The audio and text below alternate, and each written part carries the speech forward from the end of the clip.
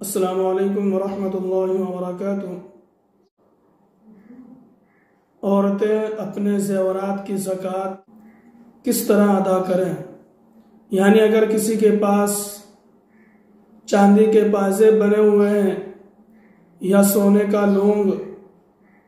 या सोने के हार बने हुए हैं या सोने की गले में पहनने की चेन बनी हुई है या सोने की अंगूठी बनी हुई है, तो इन तमाम ज़ेवरात की ज़कात किस तरीके से निकालें? आज मैं आपके सामने बहुत ही आसान तरीके से इसे समझाने वाला हूँ, जिससे आप आसानी से अपनी ज़कात अदा कर सकते हैं। सबसे पहले आपको 4 चीज़ों को समझना है, यानी किन चीज़ों पर ज़कात वाजिब होती हैं और किन चीज़ों की वजह से ज़कात वाजिब होती है। सबसे पहले हमें 4 चीज़ों को समझना है। नंबर 1 सोना, नंबर 2 चांदी, और नंबर 3 नकदी रुपया पैसा, और नंबर 4 माले तिजारत। यानी इन 4 चीज़ों के ऊपर ज़कात लगती है। अब समझते हैं कि अगर किसी के पास सोना है, यानी अगर किसी के पास 7.5 तोला सोना है और ग्राम के हिसाब से अगर देखते हैं तो 87 ग्राम अगर किसी के पास सोना है तो उसके ऊपर ज़कात वाजिब होती है। नंबर 2 चांदी, अगर किसी के पास 52.5 तोला चांदी है और ग्राम के हिसाब से देखते हैं तो 612 ग्राम चांदी अगर किसी के पास है तो भी उसके ऊपर ज़कात लगेगी। यानी चांदी के ज़ेवरात बने हुए हैं, पाजेब बने हुए हैं या अंगूठी बनी हुई है तो उसके ऊपर ज़कात लगेगी। नंबर 3 नकदी रुपया पैसा,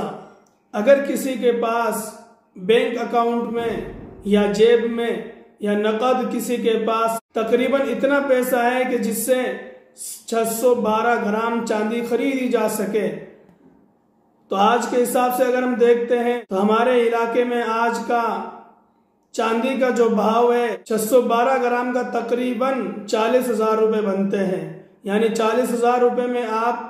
तकरीबन 612 ग्राम चांदी खरीद सकते हैं। तो अगर किसी के पास 40,000 रुपये नकद या बैंक अकाउंट में पड़े हुए हैं और उसके पास सोना चांदी नहीं है, ना माल तिजारत है, फिर भी उसके ऊपर ज़कात लगेगी। नंबर 4 माल तिजारत। माल तिजारत यानी अगर आपकी दुकान में जो आपने बेचने के लिए माल रखा है वो तमाम माल की कीमत को अगर हम इकट्ठा करते हैं, अगर उसकी कीमत 40,000 रुपये को पहुंच जाती है तो उस माल के ऊपर भी ज़कात लगेगी। अगरचे आपके पास सोना चांदी नहीं है, आपके पास नकद रुपया पैसा कुछ भी नहीं है, लेकिन आपकी दुकान के अंदर इतना माल तिजारत है कि जो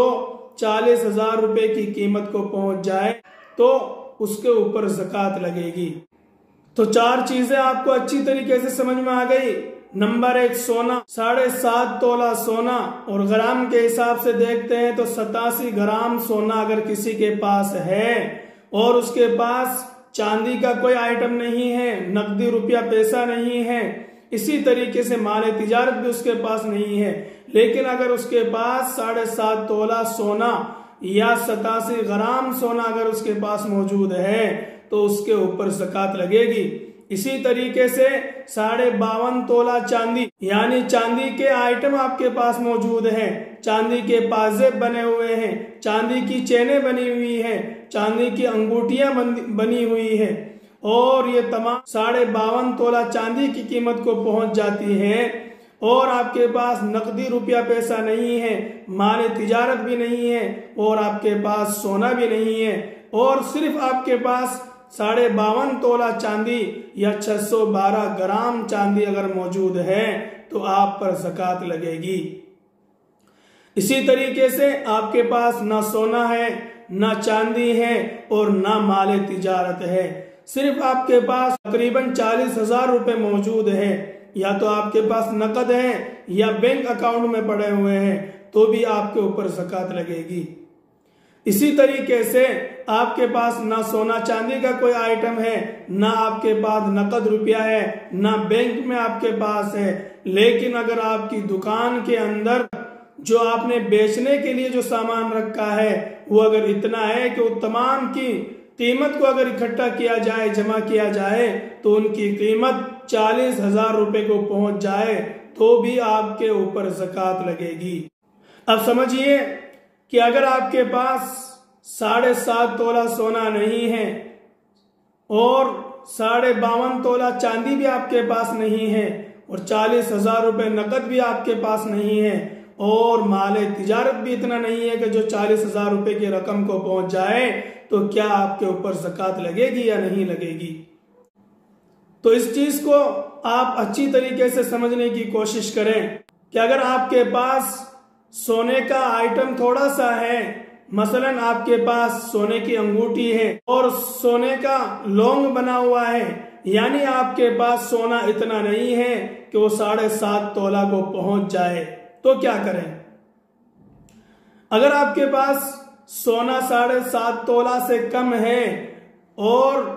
कुछ चांदी है आपके पास, यानी चांदी के पाजे बने हुए हैं, चांदी की अंगूठियां बनी हुई हैं और चांदी भी इतनी नहीं है जो 52.5 तोला को पहुंच सके,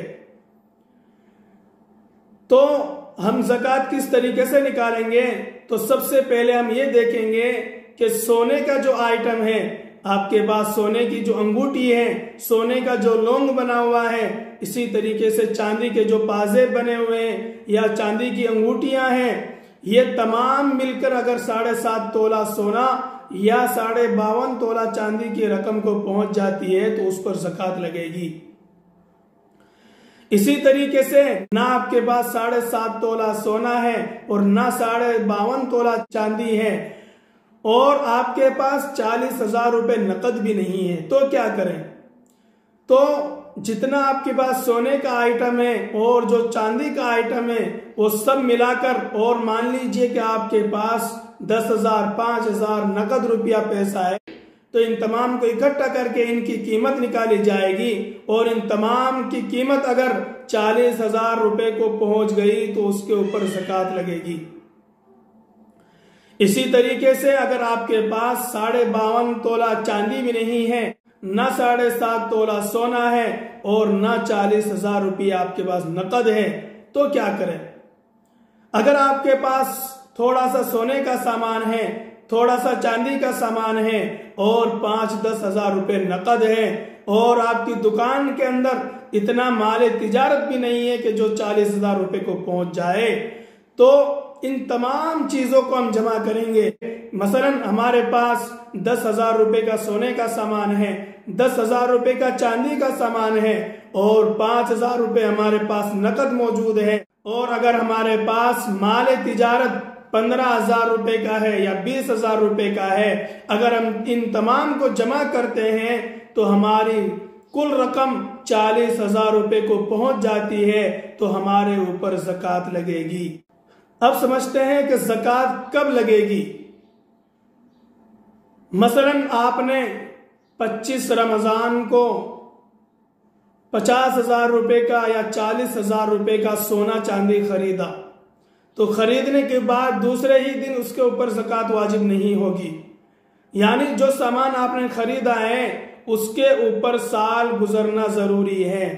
यानी जो सामान आपने 40,000 रुपए का या 50,000 रुपए का या 60,000 रुपए का खरीदा है, या अगर आपने दुकान के अंदर तिजारत के लिए 50,000 या 60,000 रुपए का सामान खरीदा है, तो उसके ऊपर साल गुजरने के बाद ज़कात वाजिब होगी। ऐसा नहीं है कि सामान लाने के दूसरे ही दिन उसके ऊपर ज़कात वाजिब हो जाएगी। और साल के दरमियान अगरचे माल कम हो गया या ज्यादा हो गया, वापस जब साल मुकम्मल होगा, मसलन 25 रमजान को आपने खरीदारी की, तो आइंदा 25 रमजान तक साल के दरमियान अगरचे कुछ कमी ज्यादती हुई होगी, लेकिन वापस जब साल मुकम्मल हो रहा है आपका, और साल मुकम्मल होने के वक्त अगर आपके पास 40,000 रुपए का सामान है, 50,000 का सामान है, या बढ़कर वो 1 लाख तक पहुंच गया या 1.5 लाख रुपए तक अगर वो पहुंच गया, तो इन तमाम के ऊपर फिर ज़कात लगेगी। अब ज़कात किस तरीके से निकालना है, तो इसको हम मोबाइल के जरिए अच्छी तरीके से समझते हैं, और मैं बहुत ही आसान तरीका आपके सामने बताने वाला हूं, जिससे आप खुद अपनी ज़कात का हिसाब लगाकर आसानी से अपनी ज़कात अदा कर सकते हैं। तो मोबाइल की स्क्रीन पर देखते हैं और आसान तरीके से सीखते हैं कि किस तरीके से ज़कात निकाली जाती है। मसलन आपके पास 50,000 रुपए हैं। अब 50,000 रुपए पर कितनी ज़कात लगेगी? तो इसके लिए हमें 50,000 रुपए का 40वां हिस्सा निकालना है, तो 1250 रुपए आपकी ज़कात बनती है। इसी तरीके से अगर आपके पास 70,000 रुपए हैं तो 70,000 रुपए का 40वां हिस्सा हम निकालते हैं तो आपके ऊपर 1750 रुपए ज़कात लगेगी। इसी तरीके से अगर आपके पास 1 लाख रुपए हैं तो 1 लाख के ऊपर आप 40वां हिस्सा निकालते हैं तो आप पर 2500 रुपए की ज़कात लगेगी। अगर आपके पास 65,000 रुपए मौजूद हैं, यानी आपके पास माल तिजारत वगैरह सोना चांदी और नकदी रुपया सब मिलाकर आपके पास 65,000 रुपए हैं और आपको 65,000 रुपए के ऊपर ज़कात निकालनी है, तो आप 65,000 रुपए ऐड करेंगे, उसके बाद इसका 40वां हिस्सा निकालेंगे तो आपके ऊपर 1625 रुपए ज़कात लगेगी। तो ये बहुत ही आसान तरीका मैंने आपको बता दिया कि जिससे आप खुद अपने माल तिजारत की, सोना चांदी की और नकदी रुपए की खुद आप हिसाब लगाकर ज़कात निकाल सकते हैं। उम्मीद है आज की हमारी ये वीडियो आपको पसंद आई होगी और ज़कात के मुतालिक सारी बातें आपको समझ में आई होगी, तो आप इसके ऊपर अमल करें और अपने माल की ज़कात ज़रूर निकाला करें। अस्सलामु अलैकुम व रहमतुल्लाहि व बरकातुहू।